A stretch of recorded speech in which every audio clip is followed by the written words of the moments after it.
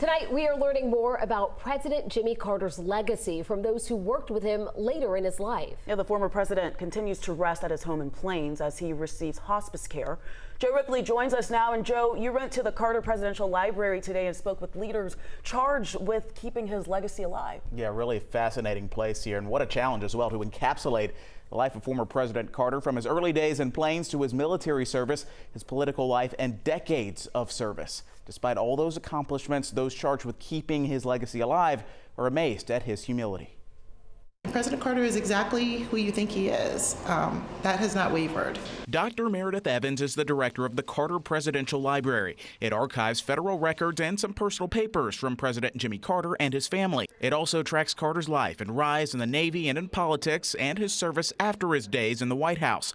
It also teaches some lessons. The lesson is, how do you exhibit patience, but also how do you believe in something bigger than yourself so that you can just treat a person the way you want to be treated. President Carter is a giant among men, and at the end of the day, you see the outpouring on social media of people whose lives he touched. Paige Alexander is CEO of the Carter Center, the nonprofit President Carter and his wife Rosalind founded after the presidency. He is retired, but I don't think he will ever fully retire, but he's comfortable with where he is now, and that's really important to all of us. From eradicating guinea worm disease to ensuring more than 40 countries around the world had free and fair elections to advocating for mental health, he really touched people's lives at all spectrums.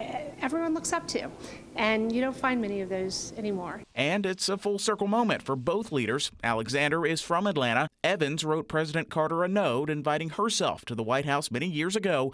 That note has now found a home here at the Carter Library, where the author is now the director and a student of a life well lived. People might want to make fun of him as a Southerner or a peanut farmer or whatever negative thing they think about, but that means he's a hard worker. That means he cares for people. That means he's willing to give something away to help you be better and do better.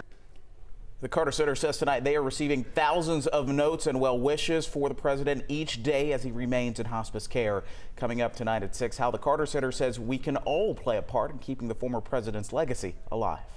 It really is incredible to hear all of these stories as we now receive this information about President Carter being in hospice care. But these stories really are a testament to who President Carter is, and you're hearing them so much, the same story from so many people. It really just makes you believe everything, and it really just makes this moment more for everyone. Yeah, I got to meet President Carter, as a matter of fact, a few years ago down in Plains, and you could just feel the sense of him being home, him being at peace. And he is the same man. You heard earlier from the director of the Carter Library. He's the same man who was behind the Resolute desk in the Oval, same man in Plains, Georgia, and we wish him the very best in his transition right now. Absolutely, a huge impact on this state and this country, and our thoughts and prayers are with his family tonight.